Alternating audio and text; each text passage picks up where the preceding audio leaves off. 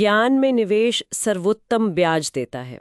Benjamin Franklin का ये कथन आज भी कितना सही लगता है ना। बिल्कुल। आज हम हाल के ईरान इजराइल संघर्ष पर जो जानकारी मिली है उसका एक विश्लेषण करेंगे, समझने की कोशिश करेंगे कि ये जो 12 दिन टकराव चला उसके बाद असल में कौन किस हद तक अपने मकसद में कामयाब रहा। हाँ, और ये जरूरी है कि हम साफ कर दें कि ये सारी बातचीत, ये विश्लेषण हमारे पास जो स्रोत हैं उन पर आधारित है। बिल्कुल, हमारा इरादा है कि इस संघर्ष के जो मुख्य पहलू हैं, जो नुकसान हुआ दोनों तरफ और जो उद्देश्य हासिल हुए, उनको खंगालें। और हाँ, ये यूपीएससी की तैयारी करने वालों के लिए अंतर्राष्ट्रीय संबंधों को समझने में काफी मददगार हो सकता है। सही कहा। तो संघर्ष जैसा हमने सुना 13 जून को इजरायली हमलों से शुरू हुआ। निशाने पर थीं ईरान की परमाणु सुविधाएं, सैन्य ठिकाने, और फिर ईरान ने भी जवाबी कार्रवाई की। हाँ, तो चलिए जरा गहराई में उतरते हैं, देखते हैं जानकारी क्या कहती है। सबसे पहले बात करते हैं ईरान की। उन्हें जो नुकसान हुआ, स्रोतों में किस तरह के झटकों का जिक्र है? देखिए, जानकारी के मुताबिक ईरान में जान माल का नुकसान काफी ज्यादा बताया जा रहा है।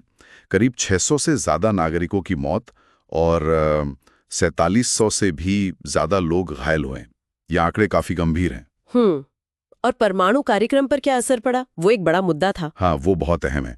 कम से कम 3 मुख्य परमाणु ठिकाने जैसे फोर्डो, नेतांज, इस्फहान, इन पर सीधा हमला हुआ और शायद 3 और भी निशाने पर थे।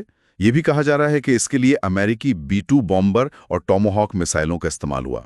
बाप रे, तो कितना पीछे चला गया होगा उनका कार्यक्रम, कुछ अंदाजा है? इस पर अलग अलग बातें हैं। कुछ स्रोत मानते हैं कि शायद 8 से 10 साल पीछे। लेकिन देखिए, जमीन के नीचे जो सुविधाएं हैं उनको कितना नुकसान हुआ ये कहना भी मुश्किल है। वो पूरी तरह साफ नहीं है। अच्छा। पर इससे भी शायद ज्यादा बड़ा झटका है। कम से कम 11 वरिष्ठ परमाणु वैज्ञानिकों की मौत की खबर। ओहो, 11 वैज्ञानिक। हाँ, और इस तरह की जो विशेषज्ञता होती है उसे दोबारा खड़ा करना, उसमें सालों लग जाते हैं। ये भविष्य के लिए एक बहुत बड़ी चुनौती है ईरान के लिए। सही बात है। और सैन्य मोर्चे पर, मतलब मिसाइलें, एयरबेस वगैरह, वहां भी काफी नुकसान की खबरें हैं। दावे हैं कि ईरान की जो सतह से सतह मार करने वाली मिसाइल लॉन्चर हैं, उनमें से करीब आधी नष्ट हो गई हैं। कई रेडार सिस्टम, सैम मिसाइलें, मतलब जो हवाई सुरक्षा के लिए होती हैं, वो भी तबाह हुई। साथ ही कुछ लड़ाकू विमान जैसे उनके पुराने F-14 और F-5 और कुछ हेलीकॉप्टर, इनको भी नुकसान पहुंचा है।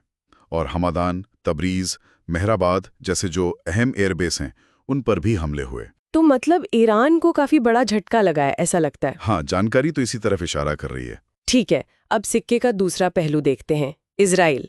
उन्हें इस टकराव में क्या कीमत चुकानी पड़ी, क्या जानकारी है? देखिए, इजरायली नागरिक हताहत हुए हैं, 24 मौतें और 800 से ज्यादा घायल। अच्छा। इंफ्रास्ट्रक्चर को भी नुकसान हुआ, करीब 1800 से ज्यादा इमारतें नष्ट होने की खबर है। और अगर सैन्य नुकसान की बात करें तो कम से कम 4 UAV, मतलब ड्रोन, उन्होंने खोए हैं। इनमें 2 हर्मिस ड्रोन भी शामिल थे। लेकिन मैंने सुना कि सबसे बड़ा झटका उनकी एयर डिफेंस सिस्टम की साख को लगा है, आयरन डोम वगैरह। हाँ बिल्कुल, ये एक बहुत महत्वपूर्ण पहलू है। देखिए, इजराइल का जो एयर डिफेंस है वो मल्टी लेयर्ड है।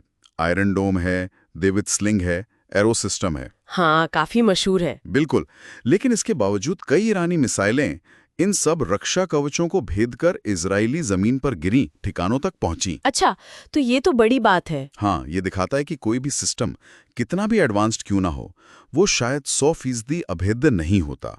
और इसका एक मनोवैज्ञानिक असर भी पड़ता है। सही कहा।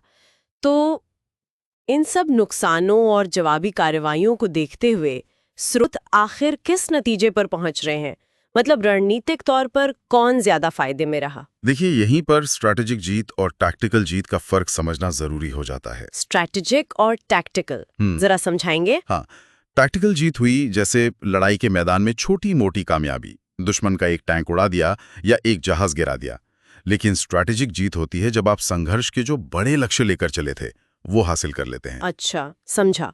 तो इजराइल के बड़े लक्ष्य क्या थे? उनके मुख्य उद्देश्य थे, जैसा हमने पहले भी बात की, ईरान के परमाणु कार्यक्रम को धीमा करना, उसकी सैन्य क्षमता को कमजोर करना और ईरान की जो क्षेत्रीय छवि है उसको भी धक्का पहुंचाना। और क्या वो इसमें कामयाब रहे, स्रोतों के अनुसार? हाँ, ज्यादातर विश्लेषण यही कह रहे हैं कि इजराइल अपने इन मुख्य लक्ष्यों को काफी हद तक हासिल करने में सफल रहा। परमाणु कार्यक्रम को झटका लगा, सैन्य क्षमता को नुकसान पहुंचा। हाँ, अगर कोई लक्ष्य ईरान में सत्ता बदलने जैसा था तो वो तो पूरा नहीं हुआ। दूसरी तरफ ईरान ने ये तो दिखा दिया कि वो पलटवार कर सकता है, उसकी क्षमता है, लेकिन उससे जो भारी नुकसान उठाना पड़ा उसकी तुलना में उसका असर उतना नहीं रहा। तो मतलब स्रोत मानते हैं कि रणनीतिक लिहाज से पलड़ा इजराइल का भारी रहा। जी, जानकारी का विश्लेषण इसी तरफ इशारा करता है। सामरिक नुकसान के बावजूद रणनीतिक उद्देश्य हासिल हुए। ये समझने के लिए कि नुकसान उठाकर भी कोई जीत कैसे सकता है, स्रोत एक और कथित घटना का उदाहरण देते हैं, मई 2025 का ऑपरेशन सिंदूर। ये क्या था?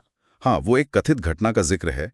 कहा गया कि मई 2025 में भारत ने पाकिस्तान में कुछ आतंकी ठिकानों और शायद एयरबेस पर हमला किया और फिर पाकिस्तान ने जवाबी कार्रवाई की और दावा किया कि उसने भारत का विमान गिरा दिया। अच्छा, ये काल्पनिक है या? स्रोत इसे एक तुलना के तौर पे पेश करते हैं, मुद्दा समझाने के लिए। ठीक है, तो क्या समझाना चाहते हैं इससे? यही कि असली जीत बड़े रणनीतिक लक्ष्य हासिल करने में होती है, सिर्फ एक आध विमान गिरा देने जैसी टैक्टिकल बातों में नहीं। तो तर्क ये है कि जैसे इजराइल ने नुकसान उठाया पर अपने बड़े लक्ष्य हासिल किए, वैसे ही उस कथित ऑपरेशन सिंदूर में भारत ने भी अपने उद्देश्य पूरे किए होंगे, भले ही एक विमान का नुकसान हुआ हो। बिल्कुल, विश्लेषण यही कहता है कि सिर्फ विमान गिरने के आधार पर हार जीत तय करना वो एक तरह से सतही सोच होगी। इस नजरिए से जैसे इजरायल, वैसे ही उस कथित स्थिति में भारत भी अपने रणनीतिक मकसदों में कामयाब माना जाएगा।